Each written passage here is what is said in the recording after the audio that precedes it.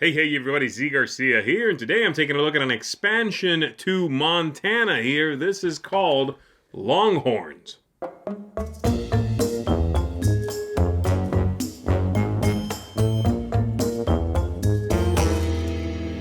In the expansion, you are going to get 3 different modules, and I'll be showing you the 3 different modules independently, but you can choose to play them in whatever combination you want to, adding all 3 to the base game, just one, any 2 you want to. You can do it however you want to. And there is more content out there for Montana, so you can mix it with that as well. But I'm going to show you that. I'm not going to be covering the base game. I'm going to go into this assuming you know how that plays. If you don't, we have a video for that. Definitely go check that out. But let's go ahead and dive into this one. Let me show you what's in here, and then after that, I'll tell you what I think of it. In the first module, the Ranchers, each player is going to get an extension to their board in their own player color, and you are going to put 6 ranches in each of those spots. You are also going to get 3 special locations that you are going to be building, and those settlements are going to be stacked in front of you with 2 of the regular ones, then a special one, 2 more, a special one, 2 more, the last special, and then 3 of the regular ones, meaning you have 12. And in this mode, you have 12 no matter how many players you're playing with. So this will not be correct anymore, from what I understand. Then you are going to play the game fairly regularly, except whenever you are about to build one of these spots, one of these settlements, you need to have deployed at least one of your ranches for the first one to go out and be built. And then for the second, you must have built at least a second ranch, and of course for the third, a third ranch. Though you can build more of these. You could technically build all 6 of these. How do you build them? Well, you're going to be using these cards to do so. You're going to have a hand of 3, and you are going to be taking a build turn, and this will replace the entirety of that turn. So there's no leftover money for things you don't do. You are going to pay the requirements and put out one of your ranches on a tile you've previously played out onto the central board. By choosing which one you do, you are going to unlock a special ability. Once you've done so, you are going to discard this card and draw a new one so that you always have 3. And they have all sorts of different combinations, as you can see here. The specific requirements, of course, always listed there, so you can do any one of the 3 you are holding. The different bonuses you are going to get for putting these out. Every time you send out workers, you're going to get an extra good of the type associated with that spot. Here you've got the copper, and you've got the pumpkins and the grain on this side. So it depends which one you put out, what bonuses you get. Below that, if you send this one out, every time you go to the bank, you get 2 extra coins above and beyond what you would get. This one here is going to allow you to make more money for actions you don't take while building. So it'll be 2 coins for the second, 2 coins for the third, and even 1 coin for the first, it looks like. So there you go. And then lastly, down here, this one allows you to, after you spin for workers, you can pay 3 coins, and instead of taking the workers, take the associated goods with those 2 workers. After that, you can still spend grain to move the needle and take a couple of workers. You cannot pay 3 coins again for that second part of the spin. And then over here, after you spin and get your 2 workers, you may pay 1 grain, and you take any 2. Without moving the needle, you just take any 2 you want to. So, depending on which ones of these you build, you are going to unlock special abilities, and the end game trigger is still the same. You are still trying to build all of your settlements. The first one, of course, to do that after the end of that final round.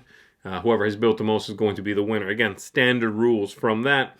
This is just going to allow you some special abilities, and you have to build 3 of these at least in order to entirely win the game. The second module is called New Supplies. You're going to shuffle up this deck of cards, display 3 from it, and these will be on the table. You will utilize these whenever you take a build turn. You have your 3 possible build actions, and as it shows you on the back of the face down stack here, for each one of those actions you may deploy a settlement as you normally would, or you can utilize one of these cards. And then for the second and the third, of course, you can also just pass and take the coins for those as you normally would. So with this module in play, I could, for my first action, I could build a settlement, pay the requirements for that. For my second part of my build, I might pay 2 coins and take one of the cows, discard this, replace it with a new one. And then for the third part, I might build another settlement, or maybe just pass and take a coin, or maybe pay 2 coins and take 2 of the copper, and that would be the end of my turn. Every time you do one of these, it is replaced, and the next player is ready to go. So always 3 of these face up. Really interesting. This will mix up the build part of a turn by giving you 3 possibilities, new abilities you can choose to use instead of building a settlement or passing for the money. So there you go. I'll show you a few more of these just so you see the kinds of things you can expect, but they're fairly straightforward transactions. You'll pay whatever's at the top, you'll get whatever is at the bottom. And these characters are color-coded except for that one. Pay any 2 workers, take any 1 worker you want to. So there you go. That's what you're going to be doing. So that is the second module, new supplies. The third and final module is the Longhorns, and you are going to be setting up on the board these Longhorns with the cows, together with the cows, but at most 2 per tile. So on this tile, for example, we have 4 cows, only 2 Longhorns go out on 2 of those 4 locations. I'm missing 1 cow right there. Let me put that out. There we go. And then you'll play the game regularly. You also need to set out 5 of these cards from the stack of cards. The other ones just go back in the box. And you place this token on the first one. Technically, these would be in a column or in a line, but I'm just assuming that the order is 1, 2, 3, 4, 5, back to 1, okay? So, the game is going to play out fairly regularly with whatever one of these has the token on it being a special rule that applies to all players. In this case, on your turn, you may trade 2 identical goods to take any 1 other good. And as you are building out your settlements onto the map, anytime you cover up a space that has a longhorn on it, you're going to take the cow per usual. You are going to move the longhorn to a neighboring space. So say I might move it to there. If there is no neighboring space, you would remove the longhorn. But either way, whether you move it or remove it, you then are going to move this token to the next special ability, which is going to apply to everyone. In this case, this one says that you have no third action when you are building. So for the first one, you are going to put out a settlement. The second one, you put out a settlement. For the third one, there is nothing there, and you have to specifically do this. It's locked into that very specific build action. Once this happens again, like I said, let's say later on I build here, and this is moved, then we are going to move it to that one. And this one says that to go to the bank takes 2 workers, no matter which one the location is. So for just the 6 coins, 2 workers. For the 12 coins, instead of 3, 2 workers. The next one over here is going to allow you to pay 5 coins and put one of your settlements on one of the river locations. And you take the canteen if it was still there, though you would have gotten it from placing just next to it, like so. So this allows you to break that rule. This one allows you to move the spinner backwards by paying up to 4 grain to move counterclockwise, and the entire game is only going to have 5 of these. But there are more, as I said. You've got a few others. This one, for example, does not let you put out a secondary worker when you deploy to the board to get resources. We've got this one, only gives you 1 build when you do a build action. We've got this one that resets the spots on the main board, not when they are fully complete and all 3 spaces have been taken, say at the copper mine, but instead when 2 of the 3 are taken. You then clear off those spaces. This one, while active, says you get only half the money you normally would get at the bank. Things like that. This lets you build on the mountains. That's largely it. So 5 random ones, starting on the first one, cycling through as you are moving the Longhorns around. That's the idea. So Now that you've seen all three modules, let's go ahead and go back up top. Let me tell you what I think of each and how I would rank the expansion overall. All right, so that is Longhorns. Let's go ahead and talk about it. I like Montana. I think it's a pretty good game, but it's one that is sort of middle of the pack for me. If I want to play something pretty light, I want to use it to teach someone how pretty standard worker placement goes, or just play something kind of quick. Play with 2 players maybe, half an hour or so, 40 minutes.